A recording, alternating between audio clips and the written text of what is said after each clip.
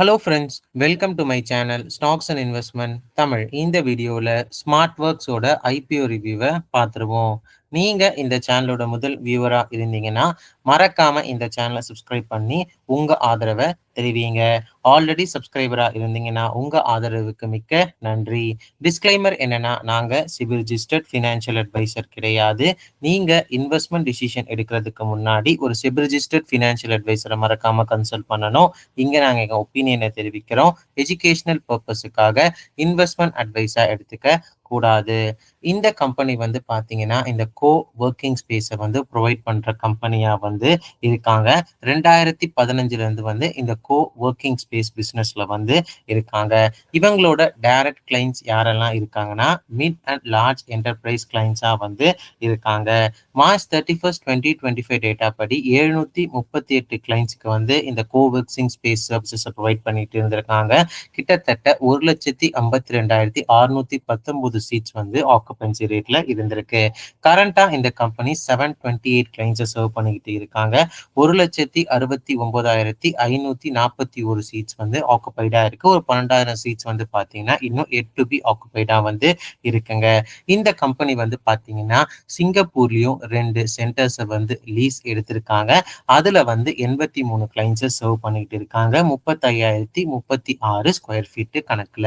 Revenue growth பாத்தீங்கன்னா financial 2023-2024 46%. இதே 2024-2025 பாத்தீங்கன்னா 32% ஆளுக்கு இருந்திருக்கு.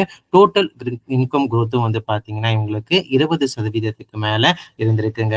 60% ஆஃப் த எபிட்டா மார்ஜின்ஸா இந்த கம்பெனி வச்சிருக்காங்க. இப்போ இந்த கம்பெனியோட ரிஸ்க் ஃபேக்டர்ஸ் பார்த்துருக்கோம். ஸோ இந்த கம்பெனி பாத்தீங்கன்னா பாசிட்டிவ் எபிட்டா லெவல் இருக்கிற கம்பெனியா இருந்தாலுமே ஸோ நெட் லாஸ் மேக்கிங் ஃபர்மா இருந்திருக்காங்க. ஃபினான்ஷியல் 2023-2024 லாஸ் நல்லா குறைஞ்சாலுமே ஆனால் 2025 மறுபடியும் லாஸ் உயர்ந்திருக்குங்க. டோட்டல் இன்கம் growth-ம் பார்த்தீங்கன்னா 2023-2024 கம்பேர் பண்ணும்போது 2024-2025 ஆல்மோஸ்ட் ஹாஃபா குறைஞ்சிருக்கு. பிளஸ் இந்த கம்பெனி மிட் டு லார்ஜ் என்டர்பிரைசஸை டார்கெட் பண்றாங்க. அதுவும் 300 கிளைண்ட் சீட்ஸ் இருக்கிற கம்பெனிஸை டார்கெட் பண்றாங்க.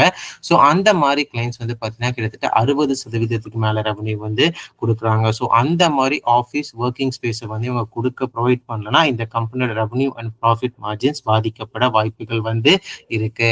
அது மட்டும் இல்லாம ரீசெண்ட் டைம்ல இவங்க கான்ட்ராக்டை டெர்மினேட் பண்ணி போன கிளைண்ட்ஸோட ரேட்டும் பார்த்தீங்கன்னா இன்க்ரீஸ் ஆயிருக்கு.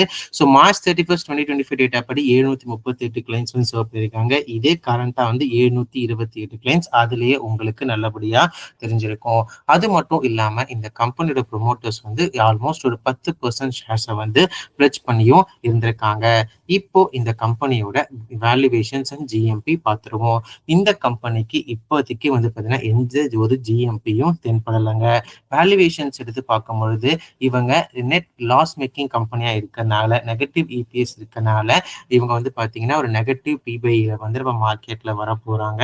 ஸோ இவங்க பியரான ஆஃபீஸ் ஆல்மோஸ்ட் 60 டைம்ஸ் ஏர்னிங்ஸ்ல ட்ரேட் ஆயிட்டு இருக்காங்க. இந்த கம்பெனியோட ஐபிஓ டீடைல்ஸ் எடுத்து பார்த்தீங்கன்னா ஸோ இந்த IPO dates July 10 July 14, 2025 open ஆகுது. ஸோ அதுக்கப்புறம் பார்த்தீங்கன்னா ஃபேஸ் வேல்யூ ₹10 ஒரு ஷேர் இருக்கு. இஷ்யூவோட பிரைஸ் பேன் ₹387 ₹407 ஒரு ஷேர் இருக்கு. லாட் சைஸ் 36 ஷேர் இருக்கு. ஸோ இவங்க பார்த்தீங்கன்னா 2 விதமான சேல்ஸ் இருக்கு. ஸோ ஃப்ரெஷ் ஈக்விட்டியும் ரைஸ் பண்றாங்க, ஆஃபர் ஃபார் சேலும் இருக்கு. ஸோ டோட்டல் ஐபிஓ சைஸ் 582 கோடி இருக்கு. அது ஆஃபர் ஃபார் சேல்ஸ் 137 கோடி அளவுக்கு இருக்கு. எம்ப்ளாயி டிஸ்கவுண்ட் ₹37 ஒரு ஷேருக்கு கொடுத்துருக்காங்க.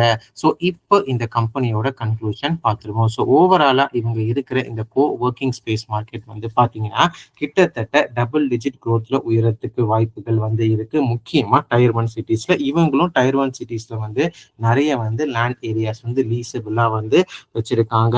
பிளஸ் இந்த கம்பெனியோட நெட் ஆப்ரேட்டிங் கேஷ் ஃப்ளோ பாசிட்டிவா இருக்கு. பட் நெட் கேஷ் ஃப்ளோ பார்த்தீங்கன்னா நெகட்டிவா இருக்கு. பாசிட்டிவ் எபிட்டா மார்ஜின்ஸ் ஆல்மோஸ்ட் 60% அளவுக்கு வச்சிருக்காங்க. பட் லாஸ் மேக்கிங் ஃபோமாவும் இருந்திருக்காங்க. ஸோ நெகட்டிவா சில விஷயங்கள் இந்த கம்பெனிக்கு இருக்கு. இந்த பிளெஜ்டு ஷேர்ஸ், அதே மாதிரி கிளைண்ட் டெர்மினேஷன் ரேட்டு, அதுக்கப்புறம் லாஸ் மேக்கிங் ஃபோமா இருக்காங்க. ஸோ இந்த மாதிரி நெகட்டிவ் ஃபேக்டர்ஸ் இந்த கம்பெனிக்கு இருக்கு. பிளஸ் நெகட்டிவ் பிபைஇல வர கம்பெனியா இருக்காங்க. ஸோ அதனால இந்த கம்பெனி பார்த்தீங்கன்னா கொஞ்சம் ரிஸ்க் கேட்டகரியில நான் இங்க பிளேஸ் பண்றேன். ஸோ ஆஃபீஸ் மாரி 50% இவ்வளவு நாள் ஹோல்ட் பண்ணா ரிட்டர்ன்ஸ் தருமா அப்படின்னு சொல்லி கேட்டீங்கன்னா, நீங்க ஆஃபீஸ் வந்து பார்த்தீங்கன்னா, ஒரு நெட் ப்ராஃபிட்டபிள் கம்பெனியா வந்து மாறியிருக்காங்க. அது எப்படி மாறியிருக்காங்கன்னு சொல்லிட்டு நீங்க அவங்களோட ஃபினான்ஷியல் டீட்டெயில்ஸ் எடுத்து பாருங்க. மெயின் பிசினஸ் வந்து இல்லாம அதர் இன்கம்னால அவங்க நெட் ப்ராஃபிட் வந்து கணிசமா உயர்ந்திருக்கு. ஸோ லாஸ் டூ ப்ராஃபிட் மாறிட்டாங்க. ஸோ இன்னும் ப்ராஃபிட்டபிளா மாறுமான்னு சொல்லிட்டு நம்ம மிஸ்டர் மார்க்கெட் அந்த ஷேர் பிரைஸ ஏத்தி விட்டுருக்கு. நம்ம பொறுத்திருந்து பார்ப்போம். இந்த ஐபிஓ போஸ்ட் லிஸ்டிங்ல வந்து ஒரு ப்ராஃபிட்டபிள் கம்பெனியா ஆர்கானிக் முறையில மாறுறாங்களா, இல்ல அதர் இன்கம் மூலியமா ப்ராஃபிட்டபிள் மூலியமா பார்த்து அப்புறம் முடிவு எடுக்கிறது கரெக்டா இருக்கும். இப்ப இருக்கிற கரண்ட் மெட்ரிக்ஸை பொறுத்த வரைக்கும் இந்த கம்பெனி கொஞ்சம் ரிஸ்க் இன்வால்விங் ஐபிஓவா தான் வந்து நான் பார்க்குறேன். ஸோ இது எல்லாமே வந்து பார்த்தீங்கன்னா என்னோட பர்சனல் வியூ. நீங்க இந்த மாதிரி ஸ்டாக்ஸ்லயோ ஐபிஓலயோ இன்வெஸ்ட் பண்றதுக்கு முன்னாடி ஒரு தடவை உங்க ஃபினான்ஷியல் அட்வைசர் இல்ல சிபில்ஜிஸ்டோ ஃபினான்ஷியல் அட்வைசரை மறக்காம கன்சல்ட் பண்ணுங்க. நான் சிபில்ஜிஸ்டோ ஃபினான்ஷியல் அட்வைசர் வந்து கிடையாது. இந்த வீடியோ உங்களுக்கு பிடிச்சிருந்தா லைக் பண்ணுங்க. ரெகுலர் வீடியோ டிக் பெல் ஐகானை கிளிக் பண்ணுங்க. மறக்காம ஸ்டாக்ஸ் இன்வெஸ்ட்மெண்ட் தமிழ் சப்ஸ்கிரைப் பண்ணுங்க. தேங்க்ஸ் ஃபார் வாட்சிங் ஸ்டாக்ஸ் இன்வெஸ்ட்மெண்ட் தமிழ் சேனல்.